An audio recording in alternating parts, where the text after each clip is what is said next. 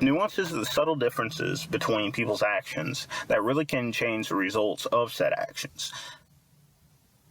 You may not think they're that important, but they can really benefit your results in anything you do. For instance, an experienced weightlifter is going to have more advantage in gains over a novice just because his form is better, and better form will increase the amount of gains you're able to get. Another example, comedians. Yeah, comedians. What really makes or break a comedian is their timing and how they fluctuate their words at certain instances in their joke and how their body expressions go. And they really sell the joke and it really entices you in and actually makes the punchline. Compared to somebody who's not as experienced, they could tell the exact same joke and the joke is not going to go nearly as well. Nuances are just as critical in football, or in any sport at that. It's really going to separate the average athletes from the elite athletes, since the elite athletes can take advantage of the situation and rules to benefit the odds in their favor. For instance, Texas, in this play, they punt the ball, and the punt returner moves away from the ball. And it looks like he could have muffed it. So Texas doesn't think about it, they just jump on the ball and really sell like it hit the punt returner. And in doing so, the refs side with them and make the call that it did hit the punt returner and it's Texas's ball. They called it and taken under review, but there's not enough evidence to overturn the call. And really, this could have went either way because there's not a good enough camera angle to tell if it actually hit the punt returner or not. So whoever the refs would have sided with to begin with, the call was going to go in that team's way. And because Texas did a better job of selling that the punt returner muffed it than the punt returner selling that he didn't muff it, that's how the action went. So the refs sided with Texas, and in doing so, Texas got the ball. The next few clips are going to be from the Ole Miss game, since there are really good nuances that I'm not sure too many people picked up. Like in this play, the Ole Miss defender got burnt, and he just got straight beat on the route. It was bad defense, but he makes up for it by committing pass interference. You may wonder, like, why is that a good thing?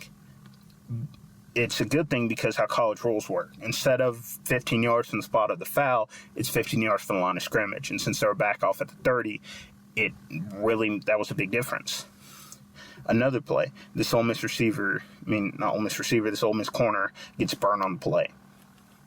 And to make up for it, he realizes where he's at on the field. And once he notices he's at the back of the end zone, he's able to push the receiver out of bounds and keep him from getting his foot inbounds and saves the touchdown.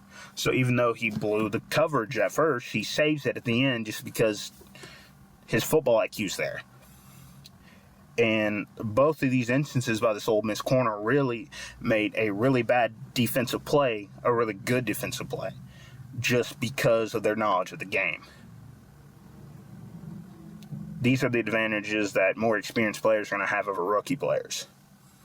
This play, this is not just a player's nuance, this is more or less like a team thing. The ref sees it and he calls that it's a first down. This is a really close call, and most of the times the refs would go back and review the play.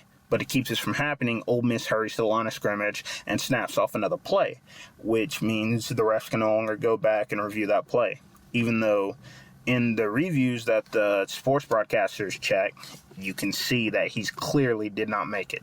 But it doesn't matter since they snap the ball off in time before the refs can stop the play and check the review. So in this case, it went to Ole Miss's ball, and they take advantage of a bad play call. All because they knew the rules of the game and took advantage of it. Certain high school teams, or even little league teams, are not going to really take account in these things. Or maybe even have the time to take in this thing, since they don't review, of course. Now, this is not a ball carrier's nuance. This is actually the running back's nuances. Once the quarterback fakes the handoff to the running back chips that defender's shoulder and makes his hips flip.